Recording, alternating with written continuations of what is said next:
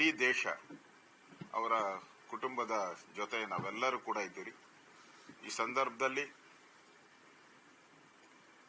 ಅಲ್ಲಿ ಅಭಿವೃದ್ಧಿ ಬೇಡ ಅಂತೇಳಿ, ಅಭಿವೃದ್ಧಿ ಬೇಡ ಅನ್ನೋದನ್ನ ವಿಶ್ವಕ್ಕೆ ತೋರಿಸಬೇಕು ಅನ್ನೋ ಉದ್ದೇಶ ಇಟ್ಕೊಂಡು ಪಾಪರಾಗಿರ್ತಕ್ಕಂಥ ಪಾಕಿಸ್ತಾನ ಇವತ್ತು ಈ ಕೃತ್ಯವನ್ನ ಮಾಡಿದೆ. ಅಲ್ಲಿ ವಿಶೇಷವಾಗಿ ಪ್ರವಾಸೋದ್ಯಮದ ಒಂದು ತವರೂರ್ ತರ ಅದು ಇಡೀ ಭಾರತಕ್ಕೆ ಒಂದು ಮಿನಿ ಸ್ವಿಟ್ಜರ್ಲ್ಯಾಂಡ್ ತರ ಅಂತ ಹೇಳ್ತಾರೆ. ಅಲ್ಲಿ ಬರೋದ್ರಿಂದ ಕೋಟ್ಯಾಂತರ ರೂಪಾಯಿ ಆ ಭಾಗದ ವಾಸ ಮಾಡತಕ್ಕಂಥ ಜನಗಳಿಗೆ ಅಭಿವೃದ್ಧಿಗೆ ಬಹಳ ಪೂರಕವಾಗಿತ್ತು.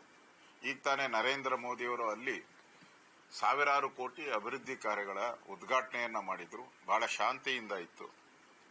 ಇದನ್ನ ಸಹಿಸಲಾರದೆ ಇವತ್ತು ಅಲ್ಲಿ ಉಗ್ರಗಾಮಿ, ಪಾಕಿಸ್ತಾನ ಪ್ರೇರಿತ ಉಗ್ರಗಾಮಿಗಳು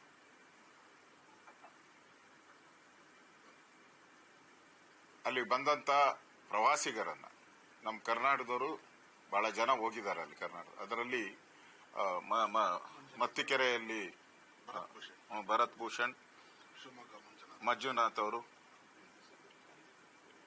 ತೀರ್ಕೊಂಡಿರುವಂತದ್ದು ಬಹಳ ದುಃಖಕರವಾದಂತ ವಿಚಾರ. ಈಗಾಗಲೇ ನಾನು ನಿನ್ನೆ ನನಗೆ ಘಟನೆ ತಿಳಿದ ತಕ್ಷಣ ನಮ್ಮ ತೇಜಸ್ವಿ ಸೂರ್ಯ, ನಮ್ಮ ಲೋಕಸಭಾ ಸದಸ್ಯರು ಅವರಿಗೆ ಫೋನ್ ಮಾಡಿದೆ.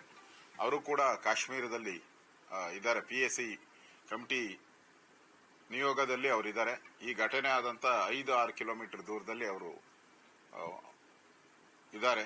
ನಾನು ಕೂಡಲೇ ಫೋನ್ ಮಾಡಿ ಅವರಿಗೆ ಅಲ್ಲಿ ನಮ್ಮ ಕನ್ನಡಿಗರು ಯಾರ್ಯಾರಿಗೆ ಏನೇನು ಸಮಸ್ಯೆ ಆಗಿದೆ ಅಂತ ಹೇಳಿದ್ರು, ಅವ್ರನ್ನ ಕಾಂಟ್ಯಾಕ್ಟ್ ಮಾಡಿದ್ರು. ನನಗೆ ಫೋನ್ ನಂಬರ್ ಕಳಿಸಿ ಅಂದ್ರು. ನಾನು ಇಮಿಡಿಯೇಟ್ ಆಗಿ ನಮ್ಮ ಶಿವಮೊಗ್ಗದ MLAಗೆ ಫೋನ್ ಮಾಡಿ ಬದುಕಿರ್ತಕ್ಕಂಥ ಅಲ್ಲಿ ನಮ್ಮ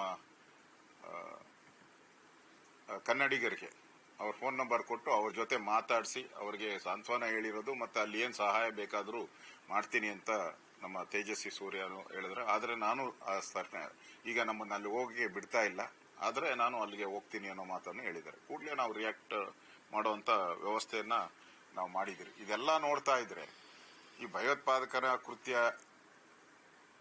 ಬಂದಾಗ ಅಲ್ಲಿ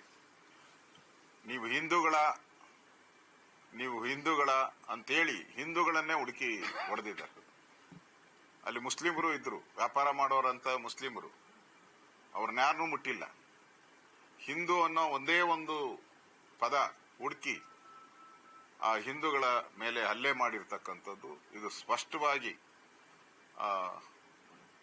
ಚಿತಾವಣಿ ಇದ್ದೇ ಇದೆ. ಲೋಕಲ್ ಅಲ್ಲಿ ಅವ್ರಿಗೆ ಬೆಂಬಲ ಕೊಟ್ಟಿರುವಂತದ್ದು ಇದೆ. ಈ ತರ ಸ್ಲೀಪಿಂಗ್